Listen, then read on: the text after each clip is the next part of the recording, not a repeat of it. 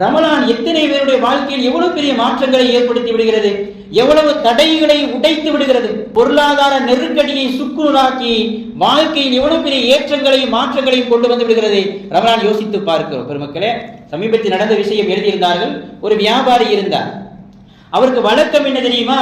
வழக்கம் நோன்பு வைப்பதற்கும் சரி, நோன்பு திறப்பதற்கும் சரி, மிகப்பெரிய ஒரு தொகையை அவர் அன்பளிப்பார், தன்னை ஈடுபடுத்திக் கொள்வார். அந்த பழக்கம் அவரிடத்தில் இருந்தது. அது அவருக்கு ஒரு ஆனந்தம் இருந்தது. ஆனால் இந்த வருடம் ஏனோ அவருக்கு பொருளாதாரம் கைவிடவில்லை. நிறைய அக்ரிமெண்ட் கேன்சல் ஆனது. அதனாலே பொருளாதார நெருக்கடியை உணர்ந்தார்.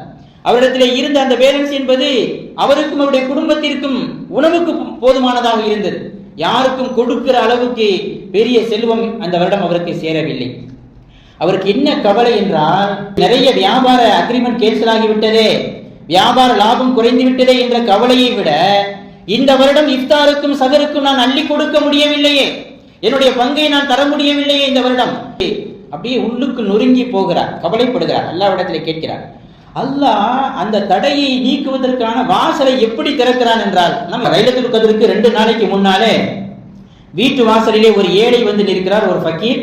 அவர் தன்னுடைய மகளுடைய ட்ரீட்மெண்டை சொல்லுகிறார். என் மகளுக்கு பயங்கரமான ஒரு வியாதி, மருத்துவமனையிலே அட்மிட் செய்திருக்கிறோம், வழியே இல்லை, தாங்கள் தான் ஏதாவது உதவ வேண்டும், உங்களிடத்தில் போனால் ஏதாவது கொடுப்பார் என்று சொன்னார்கள் நிறைய பேர். என்றால் இஃப்தாருக்கு அள்ளி கொடுக்கக்கூடியவர், சகருக்கு அள்ளி கொடுக்கக்கூடியவர், எத்தனையோ மக்கள் வந்து கேட்கிற போது இல்லை என்று சொல்லாதவர். எனவே போனால் கிடைக்கும் என்று யார் யாரோ சொன்னார்கள், நம்பி வந்து விட்டேன், இல்லை என்று கைவிரித்து விடாதீர்கள். இவருடைய நிலை அவருக்கு தெரியவில்லை பாவம்.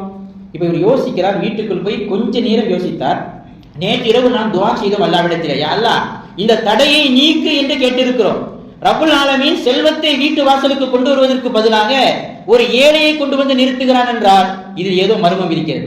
அப்படின்னா நம்முடைய துஆ வீணாகி விட்டதா, நம்முடைய பிரார்த்தனை வீணாகி விட்டதா? நாம் கேட்டது செல்வம், ஆனால் வீட்டு வாசலில் நின்று கொண்டிருப்பது ஒரு யாசகம் அப்படின்னு சொல்லி என்ன பண்ணார்னா, தன் வீட்டு மக்களுக்காக பிள்ளைகளுக்காக வைத்திருந்த அந்த குறைந்த காசு அதுல பாதிக்கு மேலே கொண்டு வந்து கொடுத்தார்.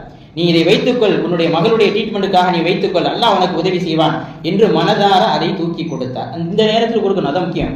கொடுத்தார். கொடுத்ததனுடைய விளைவு என்ன பெருமக்களே? பி சபாஹில் யோவித்தாலி, அடுத்த நாள் ஒரு ஆச்சரியம் நடக்கிறது.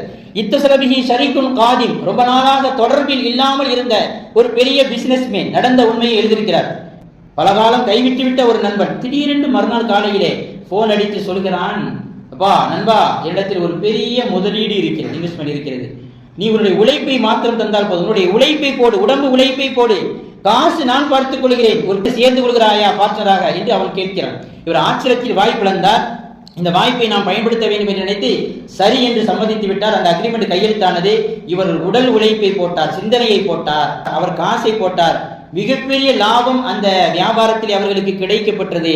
அவர் சொன்னார், வல்லாஹி மா நகஸ மாலும் மின் ஸதகா, தான தர்மம் செய்வதால் பொருள் குறையும் என்று சொல்லவே முடியாது. நான் அல்லாஹ் மீது சத்தியமிட்டு சொல்கிறேன், தர்மம் செய்தால், தானம் செய்தால் பொருள் குறையும் என்று யாரப்பா சொன்னது?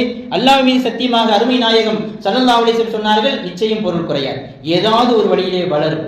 என்ன பிரச்சனைனா, இன்னல்லாஹ லா யக்தபிரு ஜுயூபனா பல் யக்தபிரு சிகத்தனா பிஹி, அல்லாஹ் சில நேரங்களில் நம் பாக்கெட்டுகளை சோதிப்பதில்லை, நம் ஈமானுடைய உறுதியை சோதிப்பான். அந்த நேரத்தில் ஈமானோடு நீ எடுத்து கொடுத்து விட்டால், எனக்கே இல்லையே நான் எப்படி கொடுப்பது என்று நினைக்காமல், எனக்கே பற்றாக்குறை நான் எப்படி கொடுப்பது என்று நினைக்காமல், அந்த நேரத்தில் அல்லாஹ் உன் வீட்டு வாசலுக்கு ஒரு யாசகனை அனுப்பினால் நீ எடுத்து கொடுத்தால், ஈமானோடு நடந்து கொண்டால், அல்லாஹ் அற்புதமான முறையிலே தடைகளை உடைத்து செல்வத்தை கொண்டு வந்து சேர்ப்பான்.